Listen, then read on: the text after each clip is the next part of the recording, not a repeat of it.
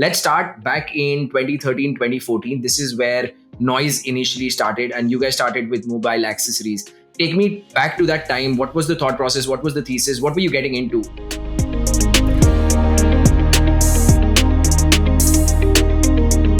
Hi Siddharth, thank you for having me here. We started late 2014, and I was into first business of mine. We were the supply chain partners for international brands like H&M, JCPenney, Marks and Spencer, Zara. During that stint, I used to travel a lot, and I got exposed to a lot of brands across the globe. I used to travel west, used to travel Southeast Asian countries, and realized कि internationally there are a lot of brands which are available which are in the mid segment. In India there were only two choice to buy, which was Apple, Samsung, or you had the cheap Chinese knockoff.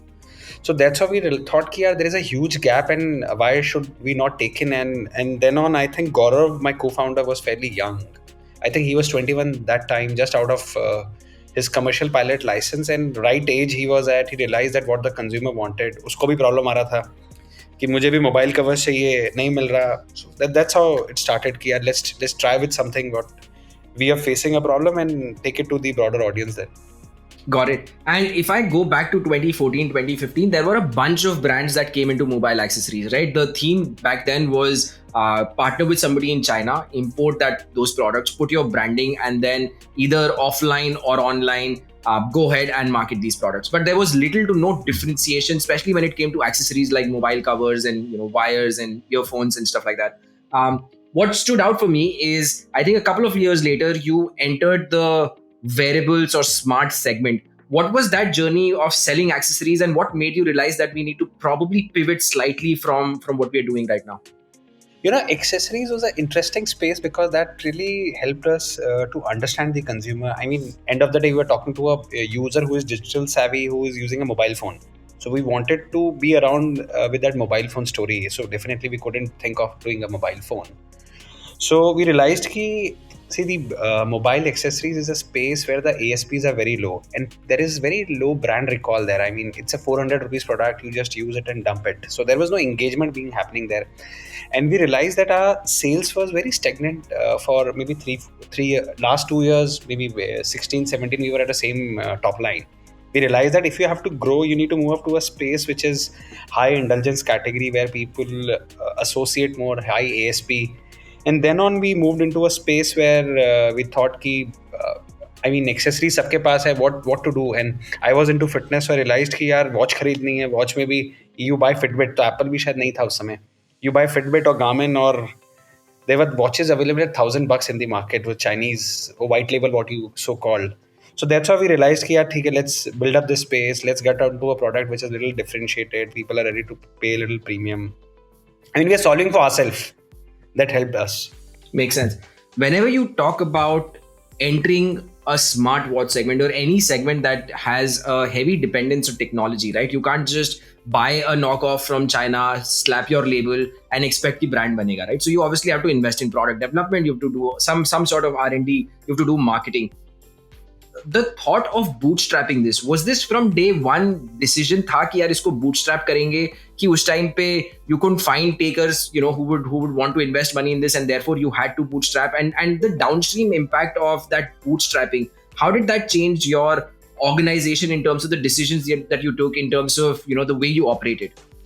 I mean, honestly, we were not bootstrapped by choice. The capital when we started were very limited. Actually, there was not enough capital in the market, and especially the space where we were in, it is highly competitive. It is being perceived as a space which has got high competitive intensity. So nobody was willing to put in money. Also, to be honest, and we had no choice as in building it ourselves to be bootstrapped.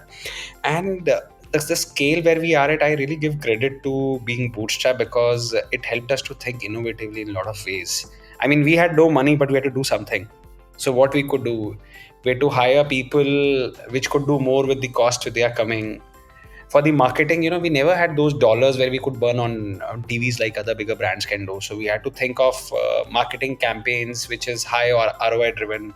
And more importantly, we had to look into a space which is less cluttered. I mean, if I had monies, I would have gone into a space which is a very big market and just slash the price and take on to the market. But we realized that we don't have paisa hai nahi. So we had to find out places where there is low entry, there is no less competition, and that's how we started. I mean, we found a niche there. Okay, what was the first product that you figured कि ये niche है इससे launch करते हैं and then see where it takes us? We launched up with smartwatches because we wanted to buy for ourselves and it was not available. I couldn't I could afford to buy a 15,000 or 20,000 rupees Fitbit, but I never wanted to spend that money on Fitbit.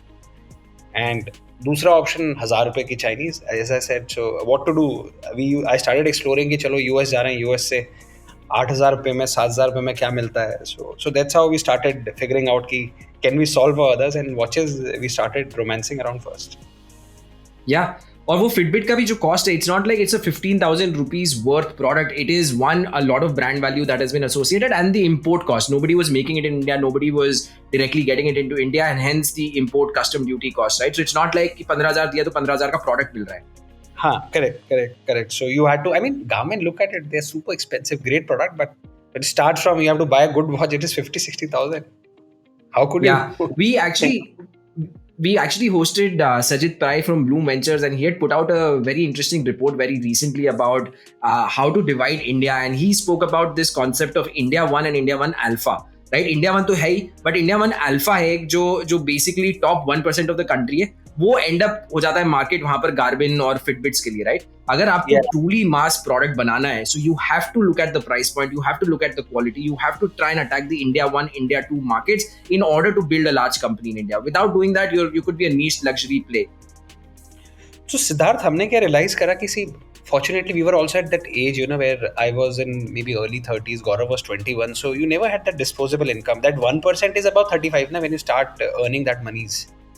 So वो 1% के लिए उसको value for money चाहिए था, and that's what who was a consumer we were talking about. They said we are smart, we will pay you right for the product. So you know we build on that thesis. मतलब we wanted to be there with the consumer, और हम खुद भी वही consumer थे ना यार.